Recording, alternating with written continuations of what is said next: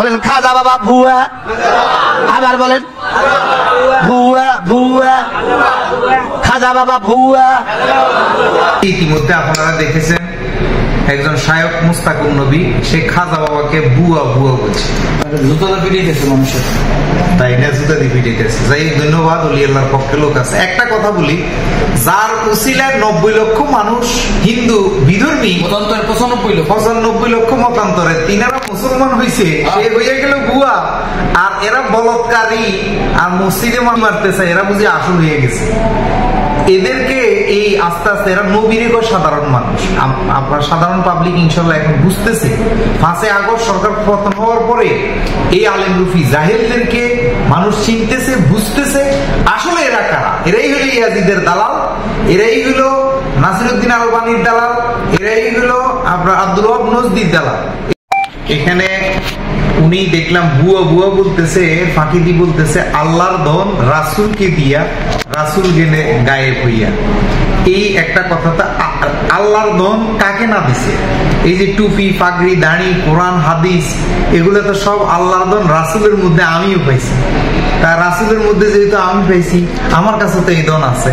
তাহলে খাজা বাবার কাছে ওই ধন ছিল, আল্লাহর ধন রাসূলে পাইয়া রাসূল দিল খাজারে, খাজা গেছে গায়েব হইয়া, আর আল্লাহ গেছে গায়েব হইয়া। কথা তো সঠিক, এটাকে ভুল ভাবে এরা মানুষের মগজ দোলাই করার জন্য এগুলা। তার আচ্ছা, তার যে সাজা হয়ে গেছে, দেখেন খাজা বাবার বুয়ো বুয়ো বলছে যে এখনো 3-4 দিন হয় নাই, আজকে ডিবিসি নিউজে দেখছি সে বলৎকারী করে ধরা গেছে।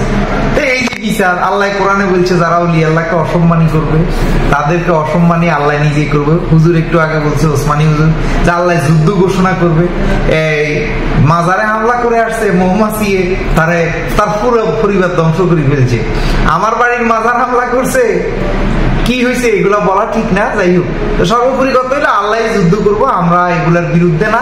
তবে যিনি এই কথাগুলো বলছে, মৃত্যুর আগে তওবা করার সুযোগ আছে।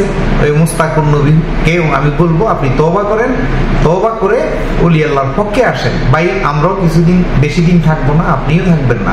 পৃথিবীতে কেউ অমরত্ব নিয়ে আসে নাই, কিন্তু সুন্দর ব্যবহারটা, সুন্দর মন মানসিকতা, সুন্দর আচরণটা পৃথিবীতে অমর হয়ে স্মৃতি হয়ে থাকবে। কেন রে ভাই আপনি খাজা বাবার বিরুদ্ধে বলতেছেন? খাজা বাবা তো বুয়া বুয়া যে বলছেন, খাজা বাবার একটা কাজ আপনি করে দেখাতে পারতেন। কেন আপনারা ইসলামটাকে ধ্বংস করতেছেন ওলি আল্লাহর বিরুদ্ধে বলে?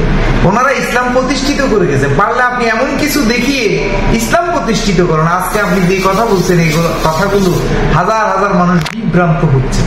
আসুন আমরা সুন্দর চিন্তা করি, আমরা জাতিকে সুন্দর একটা জিনিস দিয়ে যাই। আল্লাহর দম রাসূলে পাইয়া খাজায় গেল গায়েব হইয়া। আল্লাহর দম কোরআন হাদিস এগুলো তো আছে, আমাদের মধ্যেও আছে। এগুলো কেন মানুষকে বিভ্রান্ত ছড়াচ্ছেন? তো ধন্যবাদ। মহান রব্বুল আলামিন ওলি আল্লাহদের বিরুদ্ধে যারা করবে তাদের বিচার হতে বেশি দেরি হবে না। আমরা যারা আশেকে রাসূল আছি, আশেকে মাইজবান্ডারি আছি, তরিকতপন্থী আছি, শুধু একটু ধৈর্য ধারণ করবেন। আমার গুরু কাশেম শাহ বলছে, বাবা কেউ যদি আই কিছু চাপ প্রয়োগ করে, চুপ থাকবা, ফিট বিছাই দিবা, যতক্ষণ পারে কইনেই যাক, কিলেই যাক, তবুও ওদের বিরুদ্ধে করিও না। আজকে 185টা মাজার ভাঙছে, কই একটা সুফি, একটা মাজারের খাদেম ওদের কাউকে আক্রমণ করছে না। আমাদের গুলো ভাঙছেন, মালিক যদি দয়া করে আবার 100 বছর পরে হবে, সমস্যা নাই। কিন্তু আপনাদের পরিচয়টা হয়ে গেল 5 আগস্টের পরে, কে আল্লাহ আল্লাহ রাসূল মুখী, কে ওলি আল্লাহ মুখী, কে হকপন্থী, সাধারণ মানুষ বুঝছে। কিন্তু আপনাদের লাড়ির বয়ে, আপনাদের ফতুয়ার বয়ে, আপনারাই তো তারা যারা মানুষকে ফতুয়া দিয়ে সত্যিডোররা মেরে ফেলছে। আপনারা নিজে বিচার করে করে মানুষকে আতঙ্কে রাখছেন, এখনো সেই আতঙ্কগুলা ছড়াচ্ছেন। তো যাই হোক।